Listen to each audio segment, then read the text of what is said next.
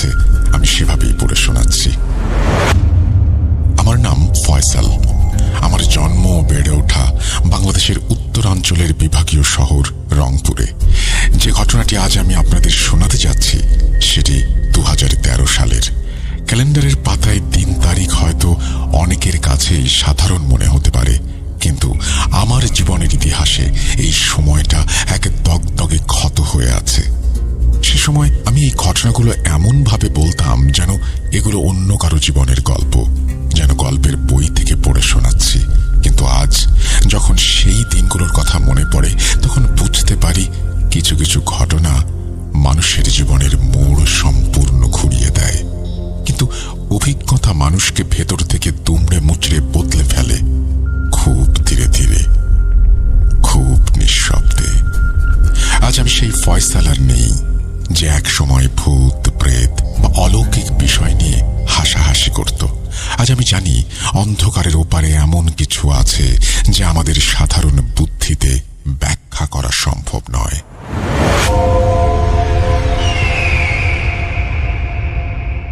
আমরা দুই ভাই ছিলাম।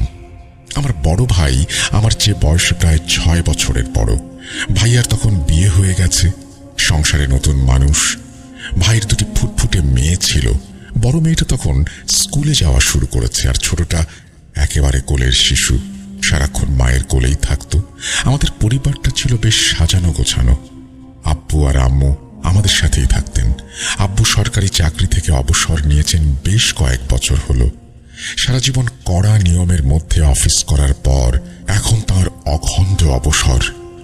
দিনের বেশিরভাগ সময় তিনি আমাদের বাড়ির উঠোনে বা বারান্দায় মাদুরে বসে থাকতেন। চোখে চশমাটা নিচু করে খবরের কাগজের প্রতিটি অক্ষর খুঁটিয়ে পড়া ছিল তার নেশা। আর যখন কাগজ পড়া শেষ হতো তখন তিনি চুপচাপ অপলক দৃষ্টিতে তাকিয়ে থাকতেন সামনের রাস্তার দিকে। হয়তো ফেলে আসা জীবনের হিসাব নিকাশ করতেন, অথবা শুধুই সময় কাটাতেন। অন্যদিকে আম্মুর শরীরটা খুব একটা ভালো যেত না। বছরের পর বছর ধরে তিনি নানা অসুখে ভুগছিলেন।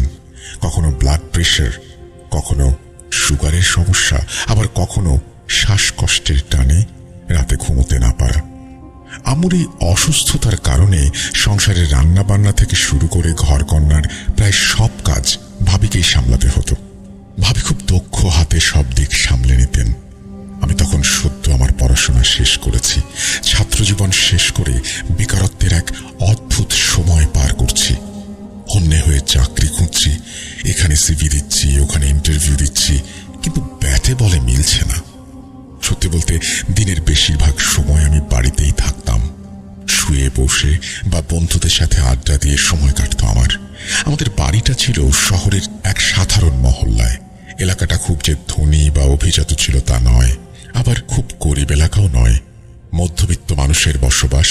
বাড়ির সামনে একটা ছোট রাস্তা ছিল, সেখান দিয়ে সারাদিন রিক্সা, মোটর বাইক আর মানুষের যাতায়াত লেগেই থাকত।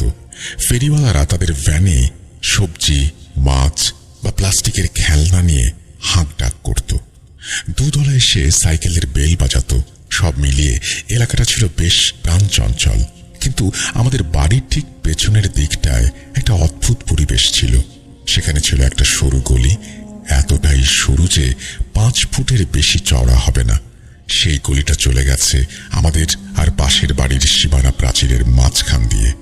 ওই গলি দিয়ে সাধারণত কেউ যাতায়াত করত না। দিনের বেলাতেও সেখানে একটা গা ছমছমে ভাব থাকত। মাঝে মাঝে হয়তো পাড়ার কোনো বাচ্চা ক্রিকেট খেলতে গিয়ে বল হারিয়ে ফেললে সেখানে উঁকি দিত, অথবা কোনো ভবঘুরে বিড়ালকে প্রাচীর টপকে ওই গলি দিয়ে পালিয়ে যেতে দেখা যেত। এছাড়া ওই গলিতে মানুষের কোনো অস্তিত্ব ছিল না বললেই চলে। আমাদের বাড়িটা ছিল মূলত 2 অংশে বিভক্ত। সামনের অংশে ছিল ড্রয়িং রুম, আব্বুর শোবার ঘর আর ভাই ভাবির ঘর, আর পেছনের অংশে ছিল আমার থাকার ঘর, একটা স্টোর রুম আর পানির পাম্প বা মোটর বসানো। আমার ঘরটা ছিল একেবারে বাড়ির শেষ মাথায়, অর্থাৎ সরু গলির ঠিক দেয়াল ঘেঁষে। আবার ঘরের জানালা খুললেই চোখে পড়ত সেই পুরনো ইটের দেয়াল, আর দেয়ালের ওপর দিয়ে দেখা যেত এক ফালি আকাশ। দৃশ্যটা খুব মনোরম ছিল না, কিন্তু আমার ওই নির্জনতাই ভালো লাগত। আমাদের বাড়িতে একটা বিষয় নিয়ে আব্বু মাঝে মাঝে কথা বলতেন। তিনি বলতেন যে একদিন নাকি পাশের বাড়ির এক আঙ্কেল তাকে জানিয়েছিলেন যে তিনি গভীর রাতে আমাদের পেছনের ওই সরু গলিতে কাউকে হেঁটে যেতে দেখেছেন। আঙ্কেল বলেছিলেন ওই ছায়াটার উচ্চতা ছিল অস্বাভাবিক রকমের লম্বা এবং তার হাঁটার ভঙ্গি ছিল খুব অদ্ভুত, যেন মানুষের মতো নয়। আব্বু তখন এই গল্পটা করতেন এবং যখন করতেন তখন নিজেই হাসতেন। তিনি ভাবতেন এটা হয়তো বয়স্ক মানুষের চোখের ভুল বা মনের ভ্রম। আমি আব্বুর সাথে তাল মিলিয়ে হাসতাম। আমি এগুলোকে নিছকই মহল্লার গুজব বা কুসংস্কার বলে উড়িয়ে দিতাম। সত্যি বলতে আমি তখন পর্যন্ত জিন, ভূত, প্রেতাত্মা বা ছায়ার অস্তিত্বে বিশ্বাসই করতাম না। আমার কাছে মনে হতো এগুলো শুধুই দুর্বল চিত্তের মানুষের কল্পনা অথবা গল্পের বইয়ের উপাদান। একবার আমার এক পরিচিত বন্ধু খুব সিরিয়াস মুখে বলেছিল যে সে তার নিজের ঘরে অদ্ভুত কিছু দেখেছে। আমি তার মুখের ওপর হেসে দিয়েছিলাম। আমি তাকে বুঝিয়েছিলাম, শোনো, অন্ধকার আর ক্লান্ত মস্তিষ্ক মিলে মানুষকে অনেক কিছু দেখায় যা আসলে নেই। ওসব চোখের ভুল। আজ যখন সেই কথাগুলো মনে পড়ে তখন নিজের ওপরেই করুণা হয়। মানুষ কতটা বোকা হলে অদেখা জগৎকে এত সহজে অস্বীকার করতে পারে। সেটা ছিল নভেম্বর মাস। রংপুরে নভেম্বরের দিকে শীতটা একটু ভালোই বোঝা যায়। অন্য এলাকার চেয়ে উত্তরবঙ্গের শীত আগে আসে এবং জেঁকে বসে। তবে সেই বছর শীতের ধরনটা ছিল একটু অন্যরকম। দিনের বেলা যখন কড়া রোদ উঠত তখন বেশ আরাম লাগত, কিন্তু বিকেল গড়িয়ে সন্ধ্যা নামলেই বাতাসটা কেমন যেন ভারী হয়ে উঠত। সন্ধ্যার বাতাসে একটা অদ্ভুত শিরশিরানি অনুভূতি ছিল যা হাড়ের ভেতর পর্যন্ত কাঁপিয়ে দিত। গাছের শুকনো পাতাগুলো যখন ঝরে পড়ত বা বাতাসে নড়ত তখন মনে হতো কেউ যেন ফিস ফিস করে কথা বলছে। রাতগুলো ছিল অস্বাভাবিক রকমের নিস্তব্ধ। অন্য সময়ের চেয়ে সেই নভেম্বরের রাতগুলোতে পৃথিবী যেন তাড়াতাড়ি ঘুমিয়ে পড়ত। যেদিন এই ঘটনাটা ঘটেছিল সেই দিনটা ছিল একেবারে সাদামাটা একটা দিন। সারাদিনের কাজ শেষে রাতের খাবার খাওয়ার পর ড্রয়িং রুমে বসে কিছুক্ষণ টিভি দেখলাম। তারপর যে যার মতো ঘুমানোর জন্য নিজেদের ঘরে চলে গেলাম। রাত তখন খুব বেশি হয়নি, হয়তো 11টা বা 11:30। চারপাশ নিস্তব্ধ হয়ে গেল। আমিও আমার ঘরে এসে শুয়ে পড়লাম এবং কিছুক্ষণের মধ্যেই গভীর ঘুমে তলিয়ে গেলাম। রাত ঠিক কটা বাজে বলতে পারবো না, তবে আনুমানিক 1টা বা 1:30 হবে। হঠাৎ একটা ঠক ঠক শব্দে আমার ঘুম ভেঙে গেল। প্রথম কয়েক মুহূর্ত আমি বুঝতেই পারছিলাম না যে আমি স্বপ্ন দেখছি নাকি বাস্তবে শুনছি।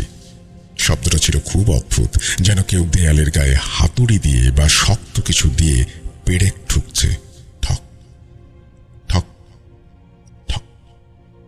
একটা নির্দিষ্ট ছন্দে, নির্দিষ্ট বিরতিতে শব্দটা হচ্ছে। আমি বিছানার এপাশ ওপাশ করলাম, চোখ বন্ধ করে রাখার চেষ্টা করলাম।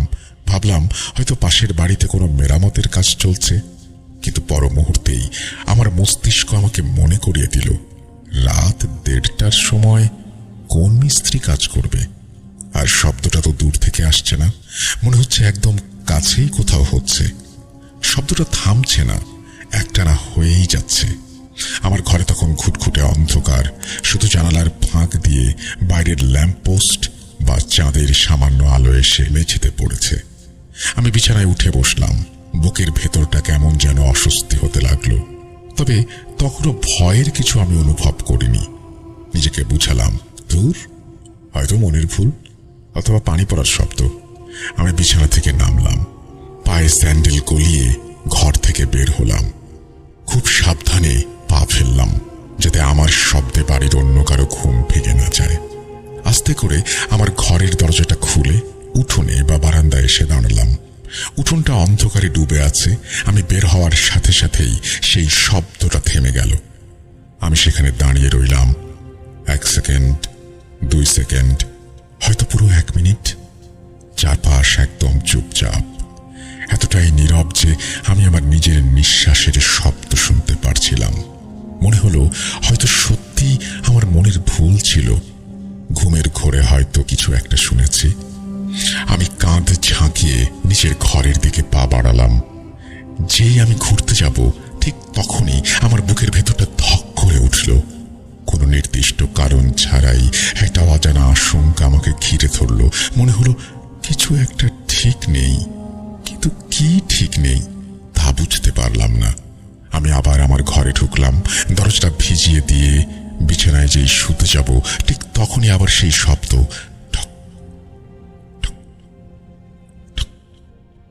এবার শব্দটা আগের চেয়েও স্পষ্ট। এবার আর সেটা পেরেক ঠোকার মতো মনে হলো না। আজ এতদিন পরেও আমি সেই শব্দটাকে ঠিকভাবে ব্যাখ্যা করতে পারবো না। সেটা এমন একটা শব্দ ছিল যা কোনো নির্দিষ্ট দেয়াল বা মাটি থেকে আসছিল না। মনে হচ্ছিল শব্দটা বাতাসের সাথে মিশে আছে, যেন ঘরের প্রতিটি কণা থেকে একসাথে বেজে উঠছে। আমার ঘুম তখন পুরোপুরি উবে গেছে, বুকের ধড়ফড়ানিটা বেড়ে গেল। আমি আবার উঠে দাঁড়ালাম। এবার আমার বিরক্তি নয়, হালকা ভয় লাগলো। আমি আবার ঘর থেকে বের হলাম। উঠোনে আসতেই আবার সেই শব্দটা থেমে গেল, কিন্তু এবার আমি নিশ্চিত ছিলাম যে শব্দটা আমার মনের ভুল নয়। আর এবার উঠোনে দাঁড়িয়ে আমি একটা জিনিস পরিষ্কার বুঝতে পারলাম, শব্দটা উঠোন থেকে বা পাশের বাড়ি থেকে আসছে না। শব্দটা আসছে বাড়ির পেছন দিক থেকে, সেই পেছনের গলিটা থেকে। আমার হৃদস্পন্দন বেড়ে গেল। অন্ধকারের মধ্যেই হাতড়ে হাতড়ে আমি পেছনের কোণায় পৌঁছালাম, যেখানে আমাদের পানির মোটরটা বসানো আছে। ওই জায়গাটা থেকে পেছনের গলিটা দেখা যায়। আমি সেখানে গিয়ে দাঁড়ালাম, চারপাশটা ভালো করে দেখার চেষ্টা করলাম, কিন্তু কোথাও কিছু নেই। এক গভীর শূন্যতা আর অন্ধকার ছাড়া কিছুই চোখে পড়ল না। সেই নিস্তব্ধতা এতটাই ভারী ছিল যে আমার কানের ভেতর ভোঁ ভোঁ শব্দ হতে লাগলো। তখন আমার মাথায় একটা ঝোঁক চাপলো। আমি ভাবলাম দেয়াল টপকে বা পেছনের গেট দিয়ে একটু গলির ভেতরটা দেখে আসি, হয়তো অন্য পাশ দিয়ে কেউ শব্দ করছে। আমি সাহস সঞ্চয় করে এগিয়ে গেলাম এবং সেই সরু গলির ঠিক মাঝখানে গিয়ে দাঁড়ালাম। আর ঠিক তখনই সেই দৃশ্য আমার চোখের সামনে ভেসে উঠল, যা আজও আমার দুঃস্বপ্নে ফিরে আসে, আমাকে তাড়িয়ে বেড়ায়। আমার ঠিক কয়েক হাত সামনে অন্ধকারের মধ্যে একজন নারী দাঁড়িয়ে। আমি আজও নিশ্চিত করে বলতে পারবো না আমি তাকে কতক্ষণ দেখেছি। সেটা কি 1 সেকেন্ডের ভগ্নাংশ ছিল, নাকি অনন্তকাল ধরে আমি তাকিয়েছিলাম। কারণ সেই মুহূর্তটিতে সময়ের কোনো অস্তিত্ব ছিল না। তাকে দেখার সাথে সাথে আমার পায়ের নিচ থেকে মাটি যেন সরে গেল। সে নড়াচড়া করছিল না, কোনো শব্দ করছিল না। সে সেখানে আগে থেকেই ছিল। আমি ভুল করে তার রাজত্বে পা দিয়ে ফেলেছি। গলিটা ছিল খুব সরু, দুই পাশে উঁচু দেয়াল। ওপরে আকাশ দেখা যাচ্ছিল না। দেয়ালের স্যাঁতস্যাঁতে ভাব আর দীর্ঘদিনের জমে থাকা শ্যাওলার একটা পচা গন্ধ নাকে আসছিল। সেই গুমোট অন্ধকারের মধ্যে সে দাঁড়িয়েছিল। তার উচ্চতা ছিল একেবারেই অস্বাভাবিক, এতটাই লম্বা যে মনে হচ্ছিল তার মাথাটা দেয়ালের উচ্চতা ছাড়িয়ে গেছে। আমি যখন তার মুখের দিকে তাকালাম, আমার সারা শরীর অবশ হয়ে গেল। হ্যাঁ, আপনারা ঠিকই শুনছেন, তার কোনো মুখ, নাক, ঠোঁট এসব ছিল না, কিন্তু সেই মুখমণ্ডলের মাঝে দুটো চোখ ছিল। একদম সোজাসুজি সে আমার দিকে তাকিয়ে। আমার মনে হলো চোখগুলো শুধু তাকিয়ে নেই, কিছু একটা ভাবছে, আমাকে মাপছে, আমাকে পড়ে ফেলছে। তার হাতগুলোর দিকে যখন আমার নজর পড়ল, আমি কসম করে বলছি আমার জ্ঞান হারানোর উপক্রম হলো। তার হাতগুলো ছিল পোড়া। ভয় আমার পুরো শরীর পাথর হয়ে গেল। আমি চাইছিলাম চিৎকার করতে, দৌড়ে পালাতে, কিন্তু আমার শরীর আমার কথা শুনছিল না। হৃৎপিণ্ডটা এত জোরে ধড়ফড় করছিল, মনে হচ্ছিল পাঁজর ভেঙে বেরিয়ে আসবে। এটা কি হ্যালুসিনেশন? আমি আমার মস্তিষ্ককে বোঝানোর চেষ্টা করলাম, অন্ধকারে ছায়া দেখছিস। কিন্তু আমি যতক্ষণে সব ভাবছিলাম, সে এক চুলও নড়ল না। সে কেবল তাকিয়ে রইল। সেই মুহূর্তে পৃথিবীর সব শব্দ যেন মুছে গিয়েছিল। আমি শুধু আমার চোখের পাতা পড়ার শব্দ পাচ্ছিলাম। হঠাৎ বহু কুকুর ডেকে উঠল। বাঁচার আদিম তাগিদ অনুভব করলাম। ভয় যখন চরমে পৌঁছায় তখন মানুষের শরীর হয়তো শেষবারের মতো বাঁচার চেষ্টা করে। আমি সিদ্ধান্ত নিলাম আমি পেছন ফিরব এবং দৌড় দেব। আমি এক ঝটকায় শরীরটা ঘোরালাম, আর ঘোরার সাথে সাথেই আমার কলিজাটা যেন ছিঁড়ে গেল। সেই নারী যে 1 সেকেন্ড আগে আমার পেছনে ছিল, সে এখন আমার সামনে দাঁড়িয়ে। আমি যেদিকে দৌড়াবো বলে ঠিক করেছি, ঠিক সেই পথ আটকে সে দাঁড়িয়ে আছে। আমার মস্তিষ্ক এবার কাজ করা বন্ধ করে দিল। এ কি করে সম্ভব? সে কিভাবে এত দ্রুত এখানে এলো? নাকি সে নড়েইনি? ওরা কি দুজন? হাজারটা প্রশ্ন আমার মাথায়। আমার শ্বাস প্রশ্বাস তখন পাগলা ঘোড়ার মতো ছুটছে। সেই চরম মুহূর্তে আমার পরিবারের সবার কথা মনে পড়ল। আমি চোখ বন্ধ করে ফেললাম। আম্মুর রুগ্ন মুখটা, আব্বুর চশমা পরা গম্ভীর চেহারা, ভাইয়ের হাসি, ভাবির যত্ন, ছোট ভাইজিদের কলকাকলি, সবকিছু চোখের সামনে ভেসে উঠল। মনে হলো আজই শেষ দিন। আমি প্রাণপণ চেষ্টা করলাম আজান দেয়ার। আমার ঠোঁট নড়ল, জিহ্বা নড়ল, কিন্তু গলা দিয়ে কোনো আওয়াজ বের হলো না। শুধু একটা গোঙানির মতো শব্দ। মনের ভেতরে আমি আল্লাহকে ডাকতে লাগলাম। আয়াতুল কুরসি পড়ার চেষ্টা করলাম, কিন্তু ভয়ের চোটে সব আয়াত গুলিয়ে যাচ্ছে। আমার মনে হলো সে আমার দিকে এগিয়ে আসছে। চোখ বন্ধ থাকলেও আমি তার উপস্থিতি অনুভব করতে পারছিলাম। বাতাসের চাপ পরিবর্তন হয়ে গেল। মনে হলো গলিটা আরো শুরু হয়ে গেছে। অন্ধকারটা আরো গাঢ় হয়ে আমার গায়ের ওপর চেপে বসেছে। আমার শরীর ঘামে ভিজে একাকার হয়ে গেছে। নভেম্বরের সেই কনকনে শীতেও ঘামগুলো বরফের মতো ঠান্ডা হয়ে আমার পিঠ বেয়ে গড়িয়ে পড়ছিল। আমার খুব ইচ্ছে হলো মাটিতে বসে পড়ি, লুটিয়ে পড়ি, যা হবার হবে। শুধু এই দৃশ্য আর দেখতে চাই না। হঠাৎ করে সব শান্ত।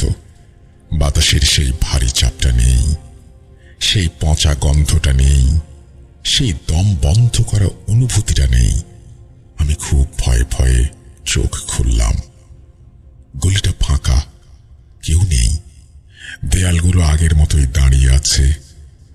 সেই নারীটি নেই, হাওয়ায় মিলিয়ে গেছে। আমি আর এক মুহূর্ত সময় নষ্ট করলাম না।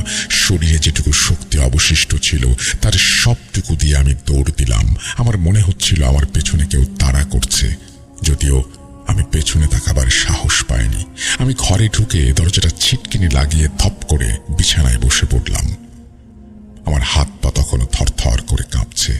সারা রাত আমি এক ফোঁটাও ঘুমোতে পারিনি। চোখের পাতা এক করলেই সেই চেহারা ভেসে আসছে চোখের সামনে। সামান্য শব্দ হলেই আমি চমকে উঠছিলাম। যখন ভোরের আলো ফুটল, ফজরের আজান হলো, তখন আমার শরীরে আর কোনো শক্তি ছিল না। আমি শরীরটাকে বিছানায় এলিয়ে দিলাম। যখন ঘুম ভাঙল তখন দুপুর। আমার মাথাটা যেন ফেটে যাচ্ছে, সারা শরীরে অসহ্য ব্যথা, মনে হচ্ছে জ্বরে গা পুড়ে যাচ্ছে। চোখ মেলতেই দেখলাম আমার বিছানার পাশে আম্মু, আব্বু, ভাই, ভাবি সবাই দাঁড়িয়ে আছেন। তাদের চোখ মুখে উদ্বেগের ছাপ। ভাবি আমার মাথায় জলপট্টি দিচ্ছেন, ভাই আমার হাত ধরে আছেন। আমি কথা বলার চেষ্টা করলাম, আমি তাদের সব বলতে চাইলাম, কিন্তু মুখ দিয়ে কোনো কথা বের হলো না। মনে হলো শব্দগুলো সব তালগোল পাকিয়ে যাচ্ছে। আমার মস্তিষ্ক কিছুতেই সেই স্মৃতিগুলোকে গুছিয়ে শব্দে রূপ দিতে পারছে না। আমার মনে হচ্ছিল আমি শারীরিকভাবে এই ঘরে থাকলেও মানসিকভাবে আমি এখনো সেই অন্ধকার গলিতেই আটকে আছি। সেদিন ডাক্তার ডাকা হলো। আমাদের মহল্লার ডাক্তার কাকা এলেন। তিনি আমার জ্বর মাপলেন, প্রেশার চেক করলেন, চোখে টর্চ লাইট মেরে দেখলেন। শেষে বললেন, অনেক হাই ফিভার। আমার মনে হচ্ছে ও কোনো কারণে ভয় পেয়েছে বা শকড। ওকে রেস্টে থাকতে দিন। ডাক্তার আমাকে ঘুমের ওষুধ আর জ্বরের ওষুধ দিলেন। ওষুধ খাওয়ার পর শরীরটা একটু ঝিমিয়ে এলো, কিন্তু মনের ভেতরকার অস্থিরতা কমল না। মনে হলো বুকের ওপর একটা ভারী পাথর চেপে বসেছে। নিঃশ্বাস নিতে গেলেই সেই পাথরটা জানান দেয়। রাত নামার সাথে সাথে আমার অবস্থা আরো খারাপ হতে শুরু করলো। সূর্য ডোবার পর থেকেই আমার মনে হতে লাগলো সময় খুব ধীর গতিতে এগোচ্ছে। জানালার বাইরে অন্ধকার নামতেই আমার হৃৎপিণ্ড মোচড় দিয়ে উঠল। ভাই বুঝতে পারলেন আমার একা থাকতে ভয় লাগছে। তিনি বললেন, ফয়সাল, আজ আমি তোর ঘরে এসে শোব, একা থাকার দরকার নেই। সেই রাতে আমি আর আমার ভাই দুইজন মিলে বিছানা করে শুলাম। ভাবি আমার অবস্থা দেখে ঘরের আলোটা জ্বালিয়ে রেখে চলে গেলেন। আমি চোখ বন্ধ করে শুয়ে রইলাম। রাত গভীর হওয়ার সাথে সাথে আমার মনে হতে লাগলো কেউ আমাকে ডাকছে। খুব অস্পষ্ট একটা আওয়াজ, যেন ফিসফিস করে আমার নাম ধরে ডাকছে, কিন্তু শব্দটা ঘরের ভেতরে নয়, অনেক দূর থেকে আসছে। আমি কম্বলের নিচে মুখ লুকালাম, নিজেকে বারবার বললাম সব ঠিক আছে। কিন্তু পরের দিনগুলোতেও এই একই ঘটনা ঘটতে লাগলো। দিনের বেলাটা কোনো রকমে কাটত, কিন্তু বিকেল হলেই আমার দম বন্ধ হয়ে আসতো। মাঝে মাঝে কানে হেডফোন দিয়ে গান শুনলে আমার মনে হতো হেডফোনের ভেতরেও কেউ কথা বলছে। কবিতা আবৃত্তির শখ ছিল। কম্পিউটারে রেকর্ডের সময় মনে হতো পেছন থেকে কেউ আমাকে দেখছে, আমাকে শুনছে অথবা ধরতে আসছে। আমি সাথে সাথে পেছনে ফিরে তাকাতাম, কিন্তু কাউকে দেখতাম না।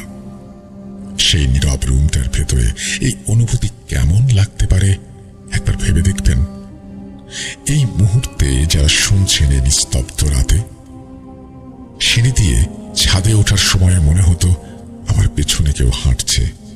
মনে হতো আমার হাত থেকে কালো ধোঁয়া বের হচ্ছে, হয়তোবা সেই ছায়াটা আমার সাথেই হাঁটছে। আমি একা বাথরুমে যেতে পারতাম না, একা বারান্দায় দাঁড়াতে পারতাম না। উঠোনে গেলে মনে হতো আমার শরীর বেয়ে ঠান্ডা স্রোত বয়ে যাচ্ছে। কয়েকদিনের মধ্যে আমার চেহারায় পরিবর্তন এলো। আমি কথা বলা কমিয়ে দিলাম, ঠিক মতো খাওয়া দাওয়াই করতে পারতাম না। ডাক্তার আমাকে ওষুধ দিচ্ছেন, ডাক্তারি ওষুধে কাজ হচ্ছে না। শুরুতে মহল্লার মসজিদের ইমাম সাহেব এলেন, তিনি পানি পড়া দিলেন, আমাকে ফুঁ দিলেন। কিছুক্ষণ ভালো লাগলো, কিন্তু রাত হতেই আবার সেই বিভীষিকা। এরপর আরেকজন এলেন, তারপর আরেকজন। কেউ বলল নজর লেগেছে, কেউ বলল ভয় পেয়েছি, কিন্তু আমার ভেতরে যে জিনিসটা বাসা বেঁধেছিল তা কিছুতেই যাচ্ছিল না। আমি বুঝতে পারছিলাম সেই নারী আমাকে ছাড়েনি। অবশেষে ভাই অনেক খোঁজাখুঁজি করে একজন আলেমের সন্ধান পান। শোনা যায় তিনি জিন ভূত সংক্রান্ত জটিল বিষয়গুলোর সমাধান করেন। তিনি সহজে আসতে চান না, কিন্তু ভাইয়ের অনুরোধে আর আমার আম্মুর কান্না দেখে তিনি রাজি হলেন। যেদিন তিনি এলেন সেদিন ছিল জুম্মার দিন। দুপুরে কড়া রোদ, কিন্তু আশ্চর্যের বিষয় হলো তিনি যখন আমাদের ঘরে পা রাখলেন তখন ঘরের ভেতরটা কেমন ঠান্ডা হয়ে গেল। হুজুরের বয়স খুব বেশি নয়, মধ্যবয়সী, মুখে ঘন চাপ দাড়ি, চোখে সুরমা। তাঁর দৃষ্টিভঙ্গি ছিল গভীর। তিনি আমার দিকে তাকালেন মাত্র একবার, তারপর আব্বুকে বললেন, ছেলেটা একা নেই, ওর সাথে ছায়া আছে। এই কথা শুনে আমার বুকের ভেতরটা ধক করে উঠল। এতদিনে কেউ একজন আমার আসল সমস্যাটা ধরতে পেরেছেন। তিনি বললেন, মাগরিবের নামাজের পর কাজ শুরু করব। মাগরিবের আজান হলো, ঘরের সব আলো জ্বালিয়ে দেয়া হলো। বাড়ির সবাই উঠোনে গোল হয়ে বসল, মাঝখানে আমাকে বসানো হলো। হুজুর আমার সামনে বসলেন। তিনি ধীরে ধীরে কোরআন তেলাওয়াত শুরু করলেন। প্রথম দিকে তার কণ্ঠস্বর ছিল স্বাভাবিক ও শান্ত, কিন্তু সময় যত গড়াতে লাগলো তার পড়ার গতি ও আওয়াজ বাড়তে লাগলো। আমি ঠিক তখনই আমার শরীরের ভেতরে এক অদ্ভুত প্রতিক্রিয়া বুঝতে পারলাম। মনে হলো আমার শরীরের রক্তগুলো উল্টো দিকে প্রবাহিত হচ্ছে। আমার বুকের ভেতর প্রচন্ড চাপ অনুভব করলাম। হঠাৎ আমার মুখ দিয়ে একটা অদ্ভুত আওয়াজ বেরিয়ে এলো। সেই আওয়াজ আমার নিজের ছিল না। এর পরের ঘটনা আমি আমার আম্মু, ভাবি, আব্বু তাদের কাছ থেকে শুনেছি। ওনাদের ভাষ্যমতে সেই মুহূর্তে আমার হাত পাগুলো মুচড়ে যেতে লাগলো, আঙুলগুলো বাঁকা হয়ে যাচ্ছিল। আমার শরীর মনে হচ্ছিল শুধুই শরীর, ভেতরে আমি নেই। হুজুর আরো জোরে জোরে আয়াত পড়তে শুরু করলেন। আমি বা আমার ভেতরের সত্তাটা তখন বিকট শব্দে হাসছে।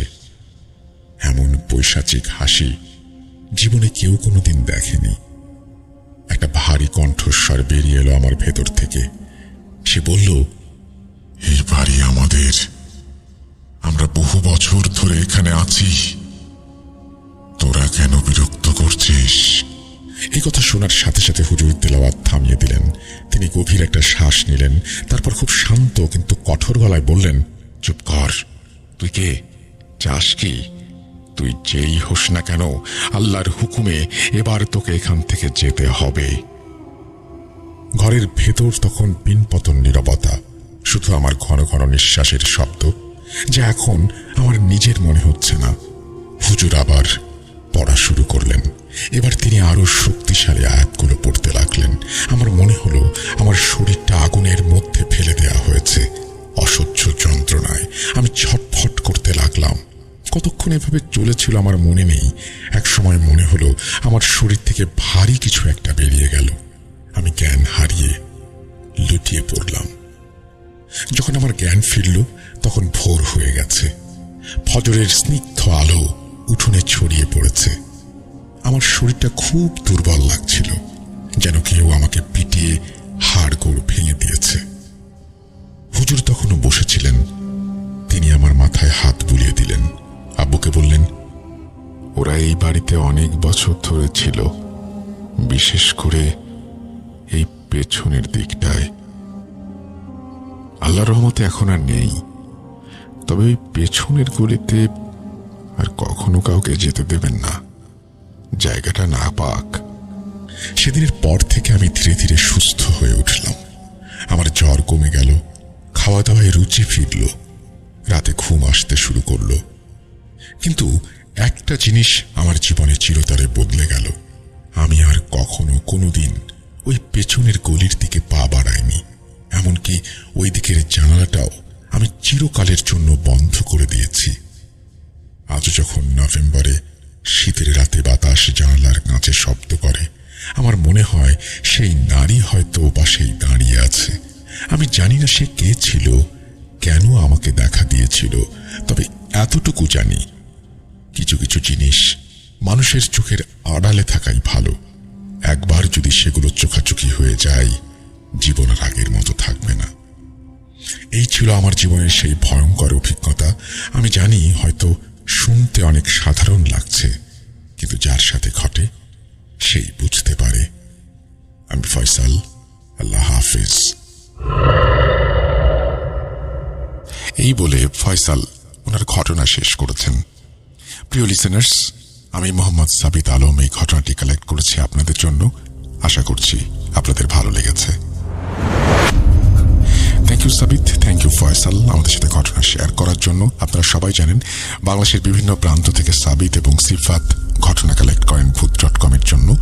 আশা করছি যে এই ঘটনাটি আপনাদের ভালো লেগেছে। যদি ভালো লাগে অবশ্যই আমাদের জানাবেন। যদিও এখানে অনুভূতির কথাই বেশি, হঠাৎ করে কিছু ঘটছে না, কোনো হয়তো বড় ধরনের কোনো ঘটনাও এখানে নেই, কিন্তু সেই অনুভূতিটাই হয়তো তিনি শেয়ার করতে চেয়েছেন। আমি শেয়ার করলাম আপনাদের সাথে।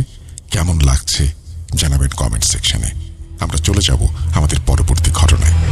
আমি ব্যক্তিগত কারণে আমার নাম ও ঘটনায় উল্লেখিত ব্যক্তিদের নাম গোপন করছি। সবাই সেটা ক্ষমা সুন্দর দৃষ্টিতে দেখবেন। আমি ঘটনাটি নাটোর জেলার সিংড়া থানা থেকে বলছি। আমি আমার গ্রামের নামটা উল্লেখ করছি না। ঘটনাটি আমার জন্মের আগে ঘটেছিল। এটা আমি আমার যখন 10 বছর বয়স, তখন আমার দাদিমণির কাছ থেকে শুনেছি। তো আমি সরাসরি ঘটনায় চলে যাচ্ছি। আমাদের বাসাটা ছিল শহর থেকে একটা ছোট্ট গ্রামের ভিতরে ছিল বাসাটা। তো ঘটনাটা মেইনলি আমার আব্বুর চাচাতো ভাইয়ের সাথে ঘটে, মানে আমার একটা কাকুর সাথে ঘটে। তো ওনার ফ্যামিলির সবার সাথেই ঘটনাটি ঘটেছে প্রায়। তো উনি যখন বিয়ে করেন, ওনার ওয়াইফ প্রেগনেন্ট হন। তো প্রেগনেন্ট অবস্থায় কোনো ধরনের কোনো প্রবলেম হয় না। যখন ডেলিভারির সময় ওনার বাচ্চাটা মারা যায়। তো ওনারা কি করেন, বাচ্চাটা মারা যাওয়ার পরে ওনারা বিষয়টা গোপন রাখেন এবং রাতের বেলায় ওনারা ওই বাচ্চাটাকে দাফন না করে ওনাদের বাড়ির পাশে যে বাগান ছিল ওই বাগানে পুঁতে দেন। তারপর ওখান থেকে চলে আসেন। এরপর 1-1.5 বছর কেটে যায়, কোনো ধরনের কোনো প্রবলেম ছাড়াই কেটে যায়। তারপর ওনার স্ত্রী যখন আবারও গর্ভবতী হন, তখন পরবর্তীতে যখন ডেলিভারির সময় আসে, তখন ওনার ওই বাচ্চাটাও মারা যায়। তো ওনারা এবারও ফার্স্ট বাচ্চাটার মতো এবারও ওই বাচ্চাটাকেও মানে ওইখানে পুঁতে দেয়। পুঁতে দেওয়ার পরে ওনারা ওইখান থেকে চলে আসেন। এরপরে আবারও 1-2 বছর কেটে যায়। তারপরে ওনারা আবার বেবি নেন। বেবি নেওয়ার পরে এই বাচ্চাটাও মারা যায়। ওনারা আবারও ওই বাচ্চাটাকেও ওইখানে পুঁতে দেন। তারপরে ওইখানে একটা তাল গাছ লাগাই দেন। দেওয়ার পরে ওনারা এর মধ্যে আর বাচ্চা নেন নাই। পরবর্তীতে 3-4 বছর পরে ওনারা বাচ্চা নেন এবং বাচ্চাটা ভালোভাবেই হয়, মেয়ে বাচ্চা হয়। এভাবে চলতেছিল, দিন চলতেছিল, কোনো ধরনের কোনো প্রবলেম ছাড়াই চলতেছিল। তো আমার ওই কাকু মাছ ধরতে খুব ভালোবাসতো। তো মাছ ধরতে একদিন উনি রাতের বেলায় মাছ ধরতে গেছিলেন। তো উনি মাছ ধরতে যখন যাইতেন তখন ওনার ছোট ভাইকে নিয়ে মাছ ধরতে যাইতেন। তো উনি যখন মাছ ধরতে গেছেন তখন ওই যে তাল গাছ ছিল, ওই তাল গাছটার ওইখানে পানি আসতো বন্যার। তো ওইখানে অনেক ভালো মাছ পাওয়া যাইতো। উনি ওইখানে মাছ ধরতেছিলেন আর ওনার ছোট ভাই একটু দূরে ওনার থেকে মাছ ধরতেছিলেন। তো মাছ ধরতে ধরতে উনি হঠাৎ শুনতে পান যে একটা ছোট্ট বাচ্চার কান্নার আওয়াজ। তো উনি কি করেন, প্রথমে ভাবেন যে এমনিতে হয়তো মনের ভুল, তাই উড়িয়ে দেন বিষয়টা, গায়ে লাগান না। কিছুক্ষণ পরে উনি মাছ ধরতেছিলেন, কিছুক্ষণ পরে হঠাৎ আবারও শুনতে পান সেই বাচ্চার কান্নার আওয়াজ। এবার তিনি একটু ভয় ভয় পান। তারপরে উনি মানে তাল গাছের ওদিক থেকে সাউন্ডটা আসতেছিল। তো উনি তার হাতে থাকা টর্চ লাইট, আমরা জানি যে মাছ ধরতে গেলে যে টর্চ লাইটটা ইউজ হয়, ওই টর্চ লাইট উনি ওই তাল গাছের দিকে যখন ধরেন তখন উনি কিছু দেখতে পান না। তো উনি একটু ঘেমে যান, উনি একটু ভয় পান, ঘাবড়ে যান। তারপরে উনি ওইখান থেকে ভয় চলে যাচ্ছিলেন, তখন উনি আবারও শুনতে পান কান্নার আওয়াজ। তো এবার তো উনি প্রচন্ড ভয় পান। ভয় পেয়ে ভয় ভয় যখন উনি একটু লাইটটা তাল গাছের দিকে ধরেন তখন উনি দেখতে পান যে ওইখানে একটা মানে বাচ্চা আকৃতির অবয়ব হবে, ছোট হামাগুড়ি দিয়ে তাল গাছ বেয়ে উঠে যাচ্ছে উপরের দিকে। আর বাচ্চারা কান্না যেরকম সাউন্ড হয় না, ওরকম কান্নার সাউন্ডের মতো করে উপরের দিকে উঠে যাচ্ছে। তো উনি এটা দেখে তো প্রচন্ড ভয় পান। ভয় পেয়ে ওনার ভাইকে চিৎকার করে ডাক দেন। এরপর ওনার ভাই আসে এবং ওনার ভাই আর উনি বাসায় চলে যান এভাবে। তারপরে আর কোনো ধরনের কোনো ঘটনা ঘটেনি রাসেল ভাইয়া। তারপরে কি হয়, তার 3-4 বছর পর ওনার ছোট ভাই বিয়ে করে। বিয়ে করার পর ওনার ওয়াইফের সাথে ঘটনাটি ঘটে, মানে ছোট ভাইয়ের ওয়াইফের সাথে, মানে আমার ছোট চাচিমণির সাথে ঘটনাটি ঘটে। একদিন রাতে ওই ছোট কাকু আর বড় কাকু মাছ ধরতে যায়। তো ছোট চাচিমণি রুমে একা ছিল, ঘুম পাচ্ছিল। কি হয়, উনি যখন মাঝরাতে ঘুম পাচ্ছিলেন তখন হঠাৎ ওনার ঘুম ভেঙে যায়। মানে জানালার নক করলে যেরকম ঠক ঠক সাউন্ড হয়, ওই রকম সাউন্ড আসতেছিল জানালার ওই পাশ থেকে। তখন ওনার ঘুম ভেঙে যায়। তখন উনি ঘুম থেকে উঠে খাটের উপরে বসেন। বসার পরে উনি খুঁজতে থাকেন যে শব্দটা কোথা থেকে আসতেছিল। তো উনি শব্দটা আর পান না। একটু পরে যখন উনি আবার ঘুমাবেন তখন উনি সেম শব্দ ওনার দরজার কাছ থেকে পান, ঠক ঠক সাউন্ড, যেরকম দরজা নক করলে যেরকম সাউন্ড হয় ওইরকম সাউন্ড। তো উনি তো একটু ঘাবড়ে যান। ঘাবড়ে যাওয়ার পর উনি জিজ্ঞেস করেন যে কে, কিন্তু বাইরের পাশ থেকে কোনো ধরনের কোনো অ্যান্সার আসেনি। তো উনি তখন নতুন বউ ছিলেন, তখন একটু ভয় পাওয়ারই কথা, নতুন বাড়ি, তখন উনি একটু ভয় পেয়ে যান। ভয় পাওয়ার পরে উনি সাহস করেননি দরজা খুলে দেখার যে কে বাহিরে। তো উনি আবার ঘুমিয়ে পড়েন। এরপরে সকালে যখন ঘুম থেকে ওঠেন তখন উনি ওনার শাশুড়িকে এবং ওনার যাকে জিজ্ঞেস করেন যে রাতের বেলায় কেউ কি আমার দরজা নক করছিল। তখন ওনারা বলেন যে মাঝরাতে কেন আমরা তোমার দরজা নক করবো, আমরা তো ঘুম পাচ্ছিলাম। তখন উনি তো ভয় পেয়ে যান, সবাইকে সব ঘটনা খুলে বলেন। তখন ওনার শাশুড়ি বুঝতে পারেন বিষয়টা। এরপর আর কোনো ধরনের কোনো ঘটনা ঘটে না। তারপরে তার 3-4 মাস পরে কি হয়, ছোট চাচিমণি আবারও কাকু ছোট চাচিমণিকে রেখে মাছ ধরতে যায়। তো ছোট চাচিমণির রুমে একাই ছিল, সেদিনও ঘুম পাচ্ছিল রাতের বেলা। তো মাঝরাতে চাচিমণির ওয়াশরুমে যাইতে হবে। তো ওয়াশরুমে যাওয়ার জন্য উনি উঠেন। ওনাদের বাসাটা ছিল কেমন, 3টা রুম ছিল, আর সামনে ছিল বারান্দা, তার নিচে ছিল উঠান, বড় উঠান। উঠানের এক পাশে ছিল ওয়াশরুম। তো উনি ওয়াশরুমে যাওয়ার উদ্দেশ্যে যখন ঘর থেকে বের হলেন তখন কোনো ধরনের কোনো প্রবলেম হয় নাই। উনি কাউকে ডাকেন উনি ওয়াশরুমে যাওয়ার জন্য। তো উনি ওয়াশরুমে গেলেন, সাবধানে গেছেন, কোনো সমস্যা হয় নাই। কিন্তু সমস্যাটা হয় ওয়াশরুমের ভিতরে। মানে ওয়াশরুমে যখন উনি ছিলেন তখন উনি নোটিস করেন যে বাহিরে কেউ হাঁটাহাঁটি করতেছে, কারো পায়ের সাউন্ডে যেরকম সাউন্ড আসে ওরকম সাউন্ড বাইরে হচ্ছে। তো উনি ভাবলেন যে বাসার কেউ হয়তো ওয়াশরুমে আসবে, তার জন্য হয়তো হাঁটাচলা করতেছে বাহিরে এরকম। কিন্তু তখন উনি ভয় পায়, যখন দরজা খুলে যখন দেখেন যে বাহিরে কেউ নাই, তখন উনি প্রচন্ড ভয় পান। দোয়া কালমা পরে ফু দিতে দিতে উনি রুমের মধ্যে চলে আসেন। তো পরে সকালবেলা সবাইকে ঘটনা বললে সবাই তো বুঝতে পারে বিষয়টা কি, প্যারানর্মাল কোনো একটা ঘটনা হবে এরকম বুঝতে পারে। পরবর্তীতে রাসেল ভাই আর এর মধ্যে কোনো ধরনের কোনো সমস্যা হয় না। এরপর কাকুরা ওই যে ওনাদের বাগানটা যেখানে বাচ্চা পুঁতে রাখছিল তাল গাছ সহ, ওই বাগানটা একটা লোকের কাছে বিক্রি করে দেয়। তো বিক্রি করে দেওয়ার পরে ওই লোক ছিল আর ওই লোকের ওয়াইফ ছিল, ওনাদের ফ্যামিলিতে। তো ওই লোকেরা কি করে, ওই বাগানটা পরিষ্কার করে, জঙ্গল ছিল এখানে, জঙ্গল পরিষ্কার করে বাড়ি বানায়, ওনাদের বাসা করে, একটা টিনের বাসা ছিল মেনলি ওইটা, আর ওইটার চালও টিনের ছিল। তো ওনারা বাসা করে, বাসা করার পর ওইখানে ওনার ওয়াইফ আর উনি থাকতেন। তো কিছুদিন ওইখানে ভালোই চলতেছিল সবকিছু, কিছুদিন কোনো প্রবলেম হয় নাই। এরপরে কি হয়, ওনারা কিছুদিন পর থেকে সমস্যার সম্মুখীন হয়। সেটা হচ্ছে কেমন সমস্যা, যে রাতের বেলা ওনারা ঘুমায় থাকতো, আর মাঝ রাতে কেউ জোরে জোরে চালের উপর ঢিল ছুড়লে যেরকম আওয়াজ হয় ওই রকম আওয়াজ হতো, মনে হচ্ছে চাল ভেঙে যাচ্ছে, মানে এরকম সাউন্ড হতো, জোরে জোরে ঢিল ছুড়লে, বড় বড় ঢিল ছুড়লে যেরকম আওয়াজ হয় ওরকম। তো ওনারা তো বিষয়টা ভয় পান প্রথম প্রথম, পরবর্তীতে প্রতিনিয়ত এরকম ঘটতে থাকে। পরে ওনারা বেশি একটা গায়ে লাগান না, সকালে ঘুম থেকে উঠলে দেখেন যে হচ্ছে কোনো ঢিল নাই, কোনো কিছু নাই, এমনিতেই সাউন্ড হতো রাতের বেলা এরকম। তো ওনারা দোয়া কান্না পরে পরে আবার ঘুমায় পড়তেন। একদিন কি হয় রাসেল ভাই, একদিন একটু ব্যতিক্রম ধরনের ঘটনাই ঘটে। সেটা হচ্ছে উনি আর ওনার ওয়াইফ ঘুমাইছিলেন, মাঝ রাতে ওনাদের ঘুম ভেঙে যায়। ঘুম ভেঙে ওনারা তাকায় দেখেন যে ওনাদের বাসার চালে আগুন ধরে গেছে। তো ওনারা চিৎকার করতে করতে, যখন ভয় পাই গেছে অনেক, চিৎকার করতে করতে বাসার বাহিরে আসেন।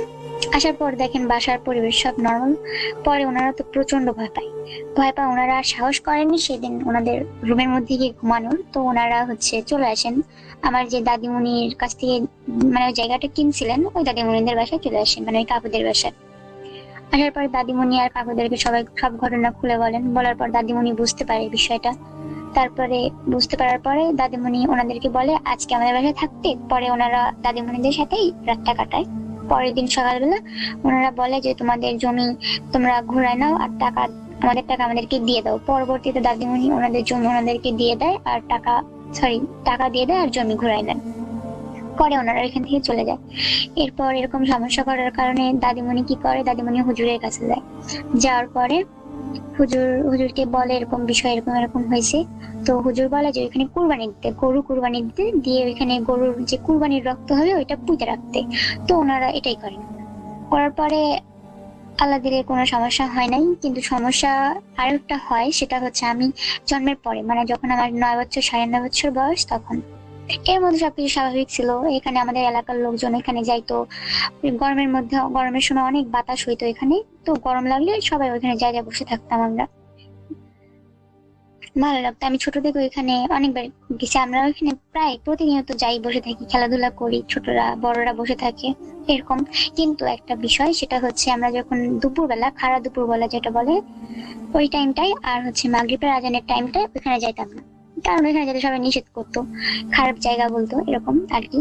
একদিন কি হয়, আমি আমার 2 চাচাতো বোন আর আমার একটা ফুফাতো ভাই খেলাধুলা করতেছিলাম আমাদের ওই বাগানটায়, মানে বাগানটায় খেলাধুলা করতেছিলাম। করতে করতে ওইখানে কি হয়, আমাদের আবার তেঁতুল গাছের ডাল কাটছে সেদিন।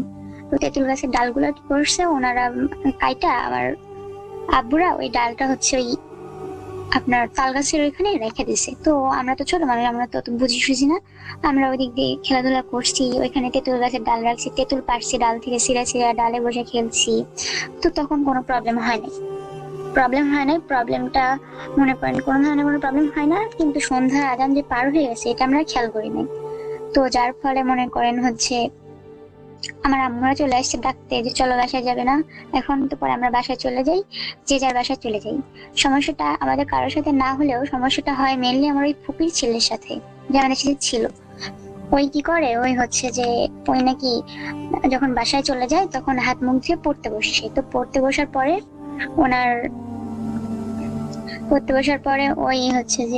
ওই যখন পড়তে বসছিল তখন মানে পড়তেছিল ওই, আর আমার দাদিমণি নামাজ পড়তেছিল। তখন এশার আজান দিছে। বিষয়টা মানে ওর সাথে যে বিষয়টা ঘটে সেটা এশার আজানের পরে ঘটে। তো দাদিমণি নামাজ পড়ে উঠছে, উঠা দেখে, ওর কাছে যা দেখে ও পড়তে পড়তে কান্না করতেছে।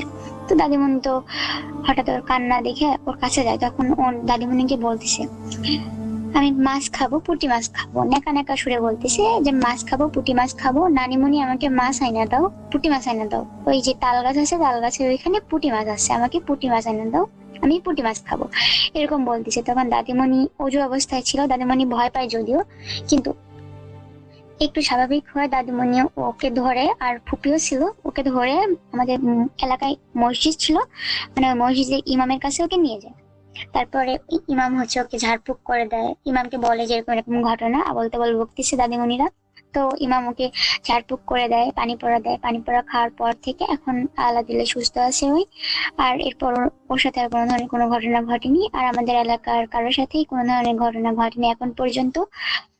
তো এই ছিল আমার ঘটনা। যদি ভালো লেগে থাকে তাহলে আমার জন্য দোয়া করবেন। আর আল্লাহ হাফিজ। বন্ধুরা, আপনারা কেমন আছেন? আশা করি আপনারা সবাই ভালো আছেন। আজকে আমি যেই ঘটনা নিয়ে এসেছি, এই ঘটনাটি অনেক আগেকার, ঠিক 2002 সালের। তো তখন জানেন আপনার গ্রামে খুব একটা মানে কারেন্ট ছিল না, আর মানুষের অভাব বেশি ছিল।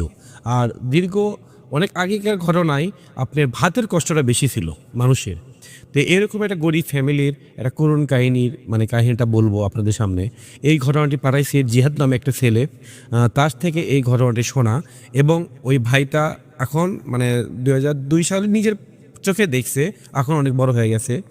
তো চলুন আর বকবক না করে এই ঘটনাটা চলে যাই, ঘটনাটা শুনে আসি আমরা। ঘটনাটি ভালো করে মনোযোগ দিয়ে শুনুন, ভালো লাগবে ইনশাআল্লাহ। তে ঘটনাটি বলতেছি জিহাদ। 2002 সালে একটা ফ্যামিলি, গ্রামের বাসায় সবাই বসবাস করত। ঠিক মতো কারেন্ট ছিল না, মানে বিদ্যুৎ ছিল না। আগেকার হারিকেন ছিল, এবং বাজারে যে হাট হইতো সবাই হেঁটে যেত, এবং হাটের মধ্যে সবাই মানে সারাদিন কাজকাম করে বা হাট বাজার করতো।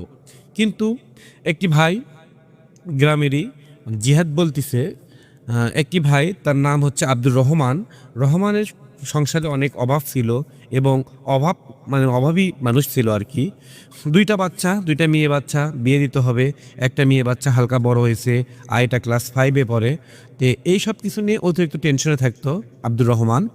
তে সারাদিন যা কাজকাম করতো, চাল ডাল সব কিছু কিনে মানে বাজার করতে সব টাকা শেষ হয়ে যেত। আর মেয়েকে বিয়ে দিতে টাকা লাগবে, এই চিন্তায় দুজন ভেঙে পড়ে, তার স্বামী, তিনি এবং তার স্ত্রী। তো এরম করে ভেঙে পড়তে পড়তে এক সময় একটি বিয়ের মানে প্রস্তাব আসে। যে ওই বিয়েটার ওই যুগে টাকা, একটা সাইকেল মানে সাইকেল দান দিতে হবে, এবং নগদ টাকা 7,000 দিতে হবে। ওই টাকাটা কোথায় পাবে তিনি মানে বুঝতে পারে না, অনেক ভেঙে পড়ে, চিন্তায় থাকে। তো এরকম একদিন ওই আব্দুর রহমান ভাইটা কাজ করে বাজারে গেছে। বাজারে যাওয়ার পর বাজার করা অবস্থায় ঠিক মাথার মধ্যে একই টেনশন, টাকা কোথায় পাবে, টাকা কোথায় পাবে। এরকম টেনশন করতে করতে তিনি বাজার শেষ করে, এবং বাজার শেষ করার পরে তিনি বাসায় আসার জন্য প্রস্তুতি নেয়, এবং ঘাড়ে ব্যাগ মানে কাঁধে ব্যাগ, আর ইনি হাঁটে হেঁটে আসে। মাটির রাস্তা, কি কারেন্ট ছিল না, মাগরিব আজানের পর হালকা জ্যোৎস্নার মানে চাঁদের একটু আলো। তো হেঁটে আসতে আসতে তখন ওই মাথার মধ্যে একটা টেনশন, টাকা কোথায় পাবে, টাকা কোথায় পাবে। এই টেনশন করতে করতে আসতেছে, আগে পিছনে কি হচ্ছে না হচ্ছে তিনি মানে এইসব কিছু মানে বুঝতেছে না, মানে কিছু দেখতেছে না, মানে স্মরণটা ওখানে নেই।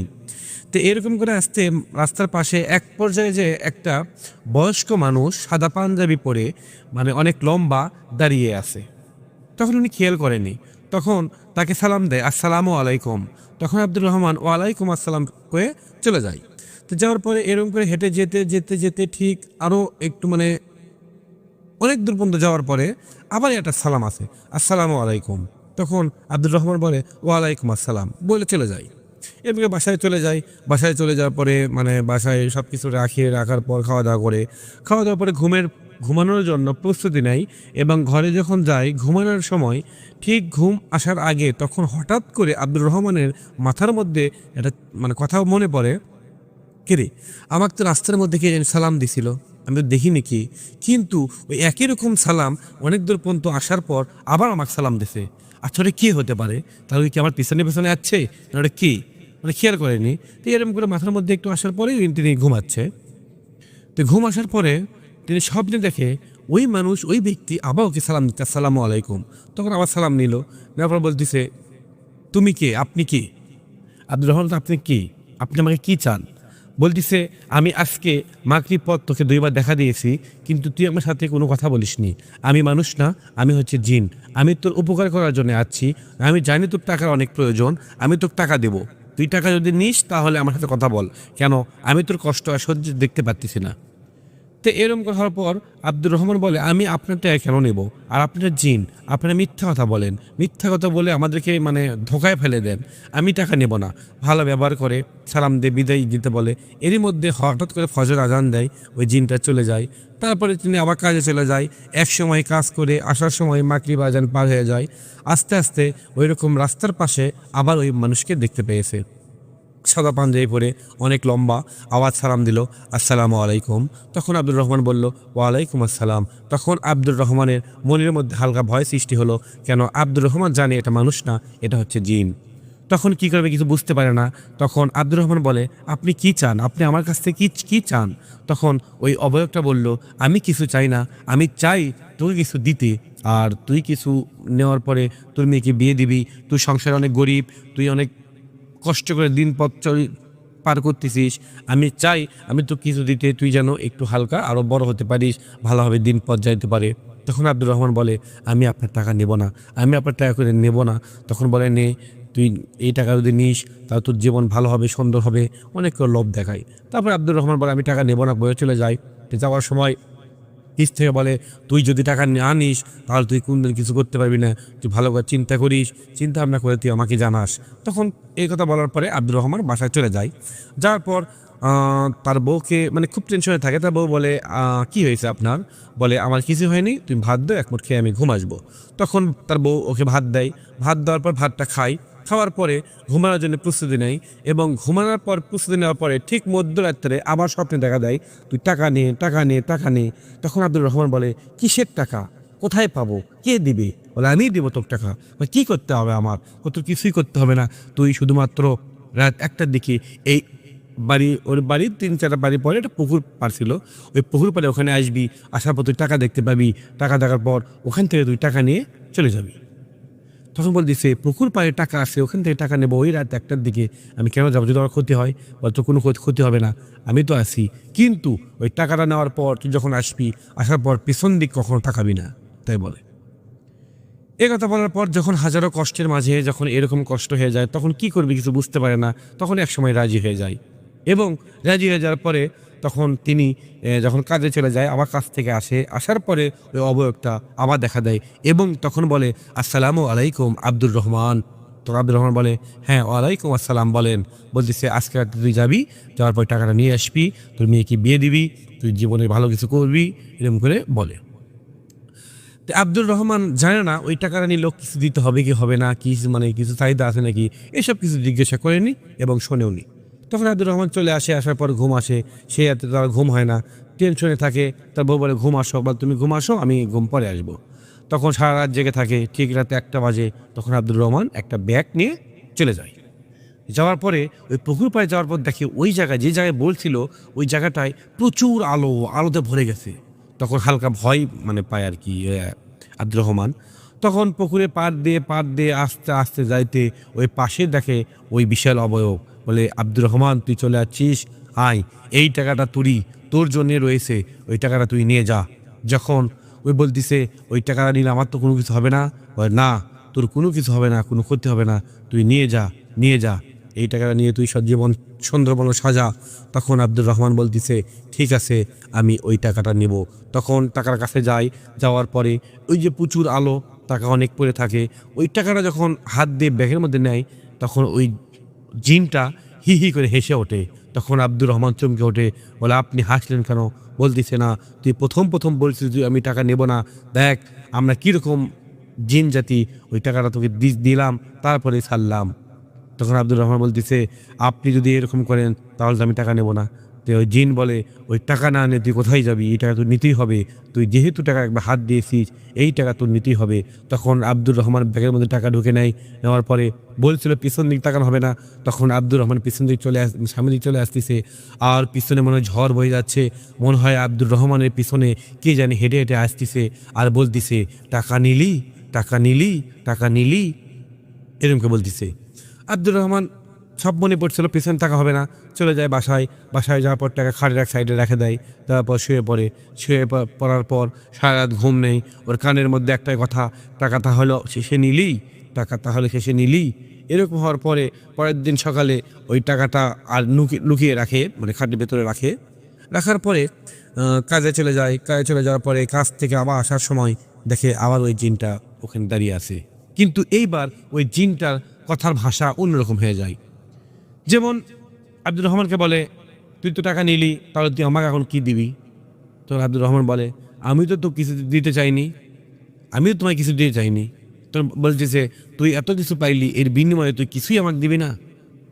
বলছে, আপনি কি নেবেন? বলতেছে, তুই আমাকে তাহলে একটা খাসি দিবি। তো আব্দুর রহমান বলতেছে, আমি কি ওই টাকা দিয়ে খাসি দেব, নাকি আমার ইনকাম করা টাকা দিয়ে খাসি দেব? বলে, তুই শুধুমাত্র নেওয়ার ঠিক কর, আমি নিয়ে নেব। আব্দুর রহমান তখন টেনশনে পড়ে, ওই নিয়ে নিবে কেমনে নেবে? এ কথা বলার পরে আব্দুর রহমানের কাছ থেকে ওই অদৃশ্য হয়ে যায়। তারপর চলে আসে বাসায়। আসার পরে এরই মাঝে যখন 10-15 দিন চলে যায়, এরই মাঝে হঠাৎ করে আব্দুর রহমানের স্ত্রী অসুস্থ হয়ে পড়ে। হসপিটালে নিয়ে যাওয়া হয়। নিয়ে যাওয়া তার পেটের ভিতরে বাচ্চা ছিল, বাচ্চা নষ্ট হয়ে গেছে। তখন ডক্টর বলে এর ছেলে বাচ্চা, কিন্তু ওই ডক্টর কাউকে কিছু বলে না, আব্দুর রহমানকে শুধু রাখতে বলে। এই ছেলেটা ভিতরে এমন অবস্থায় ক্ষত ছিল, মনে হয় কি যেন মাংস খেয়ে ফেলে দিছে, এরকম অবস্থা। তখন আব্দুর রহমান কান্নায় ভেঙে পড়ে এবং বাসায় চলে আসে তার বউকে নিয়ে। আসার পর রাতে স্বপ্নে দেখে, স্বপ্নে ওই অবয়ব বলতেছে, আমি আমার জিনিস নিয়ে নিয়েছি, আমি খাসি নিয়ে নিয়েছি, তোর বাচ্চা নিয়ে নিয়েছি। তখন আব্দুর রহমান বলে, তুই ধোঁকাবাজ, তুই এই কাজটা করে ঠিক করিস নি। তখন ওই টাকাটা নিয়ে ওই পুকুর পাড়ে রাত 1টার দিকে ছিঁড়ে ফেলে দেয়। দিয়ে যখন আসার সময় সামনের দিকে ওই অবয়বটা পড়ে যায়। বলতেছে, তুই ওই টাকাটা ফেরত দেশে ভুল করছিস। বলতেছে, আমি ভুল করিনি, তুই আমার বাচ্চাকে নষ্ট করে দিয়েছিস, খেয়ে ফেল দিয়েছিস। তখন বলতেছে, এই টাকা তুই রাখতি, তোর 2টা মেয়ে আছে, এরপর থেকে তুই পেটে যদি বাচ্চা আসতো, আমি সব খাইতাম, আমি অনেকদিন তো খাইনি, এরই জন্য তুই অনেক টাকা পাইতি, টাকা দিছিলাম, তুই মেয়েকে বিয়ে দিবি, ভালোভাবে সংসার চালাইবি। তখন আব্দুর রহমান বলতেছে, আমার ওই টাকার দরকার নেই, আজকের পর থেকে তুমি যদি আমার সামনে আসো তাহলে কিন্তু ভালো হবে না। আল্লাহ, আমরা মুসলমান। তখন দোয়া দরুদ পরে যখন ফু দেয়, তখন জিন বলতেছে, দোয়া দরুদ পরে কোনো লাভ নেই, তোকে আমি ছাড়বো না, তোকে আমি শেষ করে দেবো, তোর বংশ আমি নির্বংশ করে দেবো। তখন আব্দুর রহমান বাসায় চলে আসে, সারা রাত ঘুম পায় না, বসে থাকে এবং পরের দিন কাজে যায় না। তখন তার বউ বলে, তোমার কি হয়েছে? তখন চোখ দিয়ে ঝরঝর করে পানি পড়ার পর তার বউকে সব কিছু খুলে বলার পর আব্দুর রহমানের স্ত্রী বলে, এটা তুমি ঠিক করনি, তুমি আমায় বলতে পারতে, এর জন্য আমার বাচ্চা নষ্ট করেছি, এবং যে আমার বাচ্চা নষ্ট করেছে তাকেও আমি ছাড়বো না, দেখি তিনি আমাদের কেমন করে ক্ষতি করে। এটা মুসলমানের একটা শক্তি। তখন একটা হুজুরের কাছে যায়, হুজুরকে সব কিছু খুলে বলার পরে এক পর্যায়ে হুজুর দোয়া দরুদ পরে যখন ফু দেয় এবং ওই জিনকে হাজির করার পর জিনকে বলে, তুই এদের পিছনে কেন লাগছিস? তখন জিন বলে, এর পেটে বাচ্চা ছিল, আমি দেখছি এবং খাওয়ার জন্য আমি এত লোভ করছি। তখন জিন বলে, এদেরকে ছেড়ে দে। বলে, এদেরকে ছেড়ে দেবো না, এরা আমাকে টাকা ছুঁড়ে ফেলে দিয়েছে, টাকা নেয়নি। বলতেছে, তোরা হচ্ছে জিনজাত, তোরা হচ্ছে ধোঁকাবাজ, ধোঁকা দিস মানুষকে, এই ধোঁকা দিয়ে তোরা আরও মানুষের ক্ষতি করবি। এই জন্য জিনকে বলে, তোকে আজকে আমি শেষ করে দেবো। তখন জিন বলেছে, তুই কি শেষ করবি হুজুর? তোকে শেষ করার আগে আমি এদের পরিবার শেষ করে দেব এবং তোকে শেষ করব। তখন হুজুর আর জিন এক ধরনের ঝগড়া শুরু হয় এবং হুজুর তার শক্তিতে কোরআন তেলাওয়াত করে এবং দোয়া দরুদ পড়ে, আর জিন বলে, আমি আমার শক্তি দিয়ে আমি তোর এখান থেকে চলে যাব। তখন এরকম করে ঠিক আধা ঘন্টা লড়াই হওয়ার পর এক পর্যায়ে জিন হার মেনে যায় এবং ওই জিনকে বোতলবন্দি করার পরে ওই জিনকে যখন রেখে দেওয়ার পরে ওই আব্দুর রহমানকে বলে, আজকের পর থেকে কোনো কিছু হবে না, আর ওইদিকে আপনি আর যাবেন না। ঠিক 30 দিনের কিছু পানি পাড়া দেয়, তেল পাড়া দেয়। আব্দুর রহমান এইসব কিছু ব্যবহার করার পরে আস্তে আস্তে স্বাভাবিক হয়। তারপর আস্তে আস্তে তার পরিবার ঠিক হয়ে যায়। কী ভাবতেছে ঘটনা এখানেই শেষ? না, আরও ঘটনা আছে। এই যে জিনকে বন্দি করলো, আব্দুর রহমান ঠিকভাবে থাকার পর এইভাবে ঠিক 5 বছর যাওয়ার পর, এরই মাঝে তার মেয়ে দুটো বিয়ে হয়ে গেছে। 5 বছর যাওয়ার পরে এক সময় হঠাৎ করে আব্দুর রহমান দেখে, রাস্তা দিয়ে আসার সময় দেখে ওই জিনকে আবার দেখতে পায়, কিন্তু তখন ওই জিনটা ওই রকম ছিল না, হালকা বৃদ্ধ হয়ে গেছে, দাঁড়িয়ে আছে। তখন বলতেছে, জিনটা মনে হয় অসুস্থ। তখন জিন বলতেছে, তুই আমাকে এখানে আটকে রাখছিলি, তুই আমাকে ঠিক কাজ করিসনি, আমি এই জন্য অনেক অসুস্থ হয়ে পড়েছি। এবার আমি তোর পরিবার, তোকে, তোর বউকে খেয়ে শেষ করে দিয়ে আমি আবার শরীর ঠিক করব। তখন আব্দুর রহমান মনে মনে দোয়া দরুদ পড়ে এবং ফু দেয়, দোয়া দরুদ পরে আসে, ওর দিক তাকায় না। তখন এরকম করে বাসা আসার পর তার বউকে সব কিছু খুলে বলে। তারপর ওই হুজুরের কাছে যায়, হুজুরের কাছে যাওয়ার পর সব কিছু খুলে বলার পর হুজুর বলে তাহলে ওই যে কোনো মাধ্যমে বোতল থেকে ছুটে মুক্তি পেয়েছে, ঠিক আছে আমি দেখতেছি। তখন আব্দুর রহমান এবং আব্দুর রহমানের বইয়ের গায়ে তাবিজ দেয়, আর কিছু যেন না করতে পারে এই জন্য। দেওয়ার পরে হুজুর আত্মার আমলে বসে এবং ওই জিনের সাথে কথা বলে। কথা বলার পর ওই জিনকে বলল, তুই কেমন করে এখান থেকে গেছিস? তখন জিন বলতেছে, এই বোতলটা ওখানে পড়েছিল, একজন খেলতে খেলতে বাড়ি মারছে, বোতলটা ভেঙে গিয়েছে, আমি এখান থেকে মুক্তি হয়ে গেছি, আমি কাউকে ছাড়বো না। তখন যেহেতু জিন দুর্বল, তখন হুজুর দোয়া দরুদ পড়ে ওই জিনকে আগুনে পুড়ে শেষ করে দেয়, একবারে মেরে ফেলে দেয়। দেওয়ার পরে ওই আব্দুর রহমানের বাসায় পরের দিন যায়, যে বলতেছে, আব্দুর রহমান আজকের পর থেকে আর কোনো কিছু হবে না, আজকে কেউ আসবে না, টেনশন নেই, কেন জিনকে আমি শেষ করে দিয়েছি। আব্দুর রহমান আলহামদুলিল্লাহ পড়ে এবং হুজুরের প্রতি কৃতজ্ঞ থাকে এবং হুজুরকে ধন্যবাদ দেয়। তারপর থেকে আব্দুর রহমানের ফ্যামিলির আর কোনো প্রবলেম হয়নি, সমস্যা হয়নি। দেখুন এই ঘটনাটা শুনে কি বুঝলেন? যারা ধোকা দেয়, টাকা দেখায়, দেখার পর লোভ দেখায়, লোভ দেখানোর পর তারা ক্ষতি করে, দেহের ক্ষতি করে, মানুষের ক্ষতি করে, আপনার বাচ্চার ক্ষতি করবে। খাসির লোভ দেখে বাচ্চাকে খেয়ে ফেল দেয়, মনোযোগের লোভ দেখে বাচ্চাকে খেয়ে ফেল দেয়। এটা হচ্ছে জিনিসের একটা ধর্ম, আর জিনিসের এটা অভ্যেস, মানে ধোঁকাবাজ। তাই সবাই ভালো থাকবেন, সুস্থ থাকবেন এবং ভালোভাবে চলাফেরা করবেন, এরকম ধোঁকায় কখনো পড়বেন না। এই আশা করি আপনাদের এই ঘটনাটা ভালো লাগছে। এই ঘটনাটি আমাদের যে পাঠাচ্ছে তাকেও ধন্যবাদ এবং আপনারা মন দেখে শুনছেন, এতে আমরা খুশি। এবং ঘটনাটা কেমন লাগলো অবশ্যই আমাদেরকে বলবেন। যদি ভালো লাগে তাহলে অবশ্যই কমেন্টে বলবেন, ভালো না লাগলে তাও বলবেন, কেন আমরা ভালো করার চেষ্টা করব। আর যদি ভালো লাগে তাহলে এর চেয়ে আরও ভালো করার চেষ্টা করব এবং ভালোভাবে উপস্থাপনা করার চেষ্টা করব। আপনারা সবাই দোয়া করবেন, আপনাদের জন্য আমরা দোয়া করি। আল্লাহ যেন আমাদের সবাইকে ভালো রাখেন। আসসালামু আলাইকুম রহমতুল্লাহ।